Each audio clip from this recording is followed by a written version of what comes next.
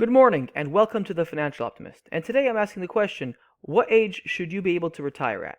Well, before I answer that question, let me ask another one. At what age do people actually retire at? Let's dive right into it. So here, this news article from Forbes shows us that back in 1992, on average, men retired at 62 years old, and now they retire more at 65. For women, they used to retire at 59, now they retire at 62. So on average, people are retiring a little bit later than they used to, which makes perfect sense. Life is expensive, prices go up all the time, and so you're going to need more money for retirement than your parents had before you. So it looks like early to mid 60s is when most people are going to their retirement years. So with that said, you have to think, okay, that's the normal age to retire, in your 60s, but what if something happens? Here, this news article from CNBC shows us that nearly half of workers, 58%, retired earlier than they'd planned, usually due to unforeseen circumstances. So what kind of unforeseen circumstances was that? Well, it shows here that health-related issues was 46%, followed by employment-related issues at 43%. So basically, a lot of people out there plan to work to the normal retirement age. They come down with some health issues, which forces them to retire a few years ahead of schedule. Or maybe there's a mass layoff at the company. They get rid of some of their older workers right before they retire.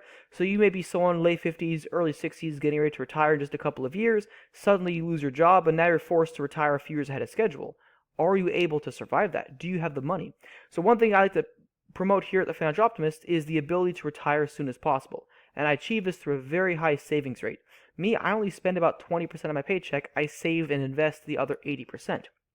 This way, I should be able to afford to retire years ahead of schedule, decades ahead of schedule. And because of that, I have the option to work as long as I want. If I want to work to the normal age, I could, but if something happens and I retire younger, I'll be just fine because I had extra money saved up at a younger age.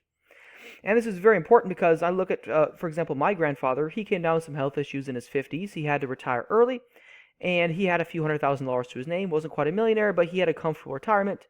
And this was back in the 1990s, so a few $100,000 back then was enough to retire on. Fast forward 30 years later, my father comes to his retirement. He's in his 50s. He comes down with some health issues. He wants to retire early, but he can't afford to. He hasn't paid off his mortgage yet, so he has to keep on working for several additional years beyond what he should have. He didn't retire until his early 60s because he had a lot of bills to pay. And because of that, he was forcing himself to work despite his health problems, which likely aggravated his situation, increasing his stress levels, and that may have taken a few years off of his total lifespan. When I look at that, I realize, okay, I want to have the option to retire early, so just in case something happens to me, I'm good to go. And here's another major consideration: the average age of paying off a mortgage. It shows here late 50s to early 60s is when the average American pays off their mortgage. This year shows if you're under 65, 28% already have a mortgage paid off, of which I am one because I own my house free and clear. I never had a mortgage. Over 65, 63% of them are mortgage free. So this shows, early mid 60s, most people are getting the mortgages paid off just as they're going into retirement. And this is a common thing a lot of people plan on doing. Get a mortgage at 30 years old, have it paid off by 60, retire at 65. And the idea is those last 5 years, you work a lot of hours at your job, you save a lot of money, and that helps you to build a huge nest egg in those last couple of years. But what if you get laid off at 58 years old, you have 2 years left on your mortgage, and you haven't saved anything yet? You're not really ready to retire early. This is why having a mortgage paid off early, becoming a homeowner at a younger age, enables you to save so much more. And mind you, these numbers are for current retirees, and people who are currently old bought their houses at a much younger age. As this here shows us, that's back in the 1980s, people were buying houses in their late 20s. However, things are changing, and now the average age of a first-time home buyer is now up to 38. So for the current generation of young adults, it's 38-year-olds who are buying their first house. With a 30-year mortgage, that now means 68-year-olds are finishing paying off their mortgage in about 30 years' time. So currently people in their early 60s are paying off the mortgage, but fast forward 30 years to when the current generation of young adults starts retiring, it's more like late 60s they pay off the mortgage, a few years later. And if you're paying off your mortgage in your late 60s and you haven't saved much yet, maybe you want to work a couple of extra years into your early 70s to actually save some money. But that then asks the question, how long do you live? Well, in the US, men live about 76 years old and women about 81 years old. So if you're someone that's a first-time home buyer at 38, you pay off your mortgage till you're 68, then you work for a couple of years to early 70s, and then you die at 76, you may only get 4 or 5 years of retirement before you're dead. So at that point, you have to think, okay, what's the point anymore? This is why I hear so many young people tell me they're never going to own a house, they're never going to retire, houses are too unaffordable, and a lot of young people in their 20s have already given up. They think they're going to be working to the day they die, and they're never going to retire. And you look at the math, and it backs that up. If you're someone that takes out a mortgage later in life, or if you're someone that never really gets it paid off, if you're someone that does have to work into your older years, maybe you're disabled, but you have to work anyways, you potentially could be working well into your 70s and then die in your 70s. You potentially would never retire, or if you do, maybe retire for 5 years and then you die. And that's, no life at all. Me, I want to have the option to retire at a young age. That way, if I have to retire early, I'm already ready for it.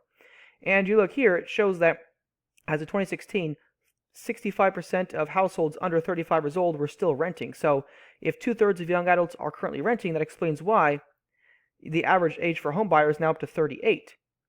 Because, if you're renting when you're young, you can't afford to qualify for a mortgage till you're, mid-late 30s, maybe even early 40s, and then you don't get them paid off until you're well into your 60s, and then you don't retire to your 70s, but then you die in your 70s.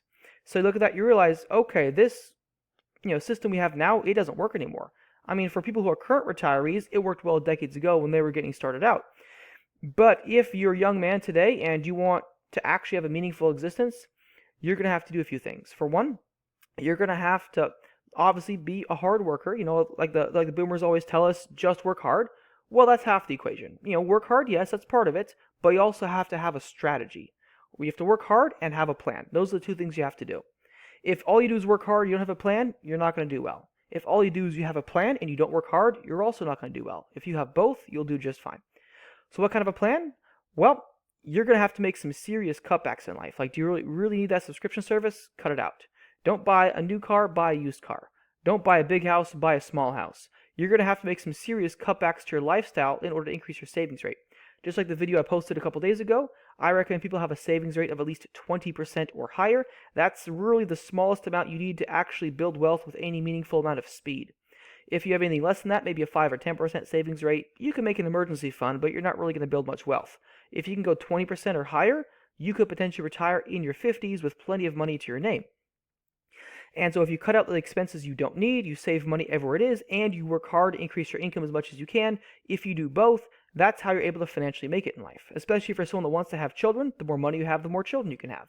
If you have a very small savings rate, you're going to have a very small family, if any at all. And a lot of young adults aren't even having kids because they can't afford them. So looking at all this, if you have the right kind of a plan, if you know what you're doing, you can do just fine in life, but you're going to have to change the rules of the game. Like back in the day, they said, go to college, get any degree. Any degree is a good degree, get a job. Well, the problem is college is now more expensive than ever before, and there's not very many jobs out there right now.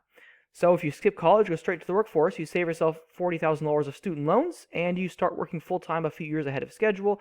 So you're off to a really great start, which means you can buy a house several years earlier if you don't go to college.